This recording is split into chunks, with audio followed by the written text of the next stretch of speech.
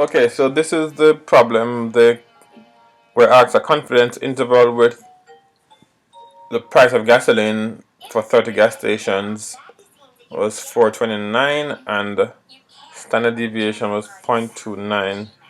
Now, one of the things that I do, I tend to have StatsCrunch in another browser so that I can toggle between StatsCrunch and the actual My Stats Lab. It allows you to log in into two different browsers, which is advantageous because I haven't figured out a way to smoothly go from between the problem and the processing in StatsCrunch. So what you need to do is to just open another browser here with StatsCrunch. So let's plug the data in. We are gonna be doing go to stats, T statistics, and it's certainly a one sample, and we do have the summary, and then it's asking you for the data. The mean is 4.39.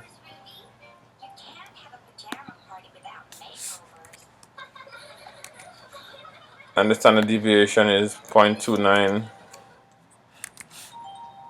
Sample size I think was 30. Let me confirm that. Yes, and they want the 95%. You have to double check. We are not interested in hypothesis testing, so deselect that by selecting confidence interval and ensure that you have the correct value for the level.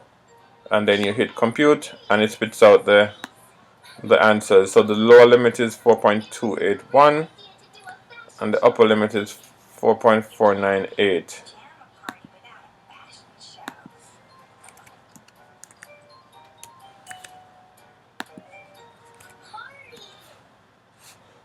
What was it again? Let me just remind myself. 4.498, and actually this is gonna be 282 and 498.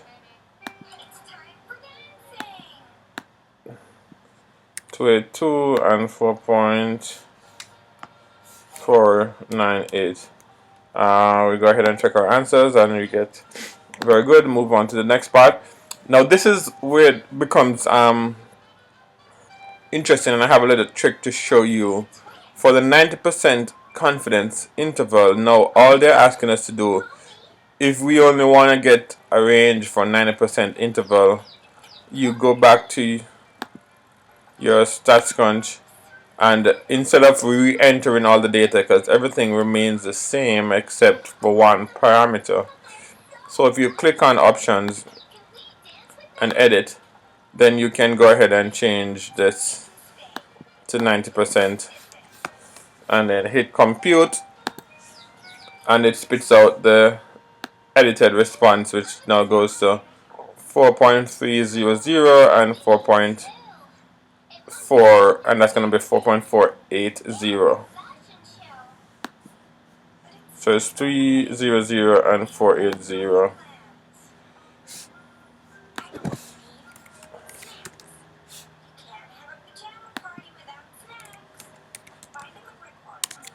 $4.480. Double check that before we hit enter. Yeah, we transpose properly, then we check answers and we get it's good.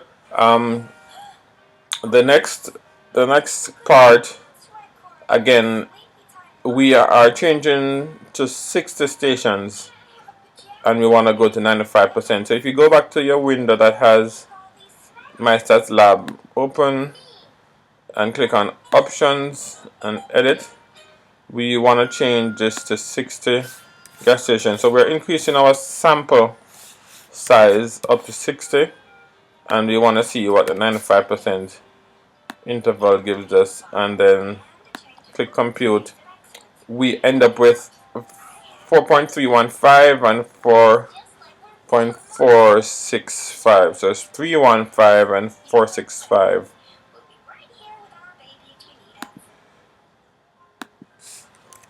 315 and 4.465.